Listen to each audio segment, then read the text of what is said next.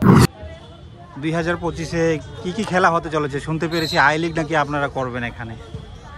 I লিগের জন্য Aizawl FC তারা হোম গ্রাউন্ড করছে ত্রিপুরারে, এবং accordingly we accepted this. We have made a proposal to the All India Football Federation. They have accepted our proposal and inform the Aizawl FC যে তারা Aizawl FC আমাদের সাথে কথাবার্তা বলেছে। তো আমরা এই খেলাটা আগামী 17ই ফেব্রুয়ারি করার আমাদের এখানে চলছে, কাজকর্ম চলছে। আশা করি এটা 17 তারিখ খেলা হবে চার্চিল ব্রাদার্সের সাথে।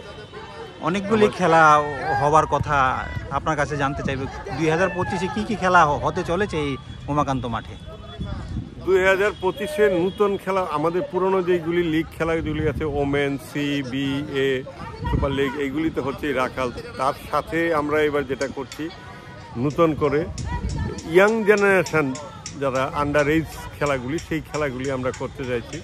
যেরকম খেলো ইন্ডিয়াতে আন্ডার 13, আন্ডার 15, আন্ডার 17 হচ্ছে, ঠিক সেই রকম এটা গার্লসের হচ্ছে। আমরা বয়েসেরও আন্ডার 13, আন্ডার 15, আন্ডার 17 করব।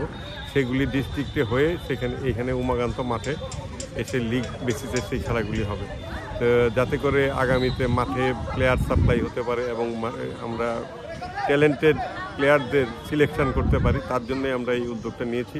ত্রিপুরা ফুটবল অ্যাসোসিয়েশন এইটা করবে এবং অন্যান্য সাথে এইগুলি আমরা করছি। এবং সবচেয়ে বড় জিনিস কাজল স্মৃতি এবার শুরু করেছি। আমরা দেখেছি আমরা অনেক সময় কাজল স্মৃতি করতে একটা স্কুলের হয়তো ফুল টিম নেই, তো সেই ক্ষেত্রে তারা যাতে খেলতে পারে তার জন্য আমরা এটাকে ওপেন করে দিয়েছি। কোনো কোচিং সেন্টার বা দুটো স্কুল মিলেও একটা করতে পারে, এবং তার প্রতিফলন এবার আমরা 16টা টিম কাজল স্মৃতিতে পেয়েছি।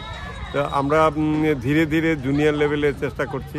আন্ডার এজ, বেবি লিগ এইগুলি শুরু করার ইচ্ছে আছে আমাদের বড় লিগের সাথে, এইগুলি করব।